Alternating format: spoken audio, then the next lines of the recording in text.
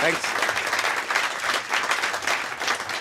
Michael Kiwanuka. How you doing today, Michael? I'm good, thank you. Would you like to introduce your band? Yes. On my right, on vocals and bass, is Peter Randall. And on the left is Graham Godfrey on drums.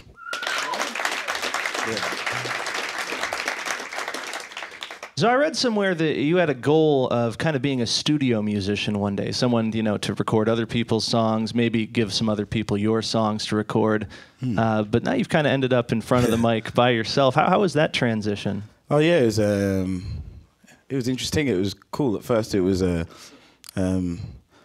and kind of uncomfortable, but I definitely enjoyed writing songs and singing. It was just like a case of getting used to performing and getting comfortable with like being at the front, because I was so used to being at the side. But it's I also love being like playing with musicians and stuff. So what helps is having musicians to go on the road with and stuff. So in listening to your album, there's some songs that are pretty sparse, acoustic-based songs. I'm Getting Ready and a couple others, and then there's some that are big sound, big soulful sound to it. When you're writing songs, is it you thinking acoustic based, or you think you have big ideas for them? Well, that kind of developed as I've been like going along, So at first it was just, at first when I started writing songs, there was no band, there was nothing, like there was no real plan actually, other than just to enjoy writing songs and stuff. So that was mainly just to have a song with me and a guitar.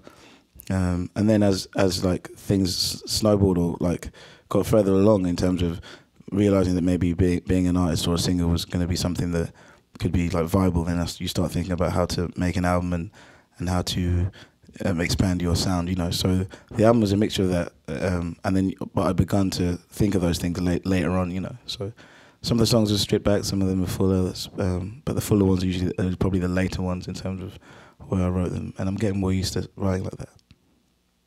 So the album's called Home Again, and if someone had not heard your music before, had not heard of you at all, if you were going to describe the album to them, how would you do that? I guess it's it's a hard question, but well, I can say what I aimed to do for it was to be like pretty peaceful, kind of comforting sounding album, I guess. So pretty an album with like a lot of warmth in it in terms of the sounds of the music and then the songs and the lyrics and all that kind of thing.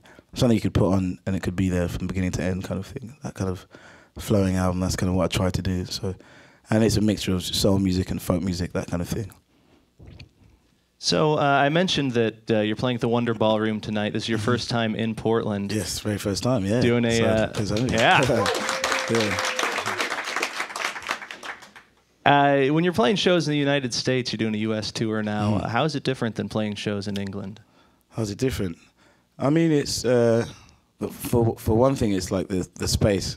So like the drives are definitely, you can do a drive that if you're in England will take you like into the sea, like you wouldn't have any more land to get like left.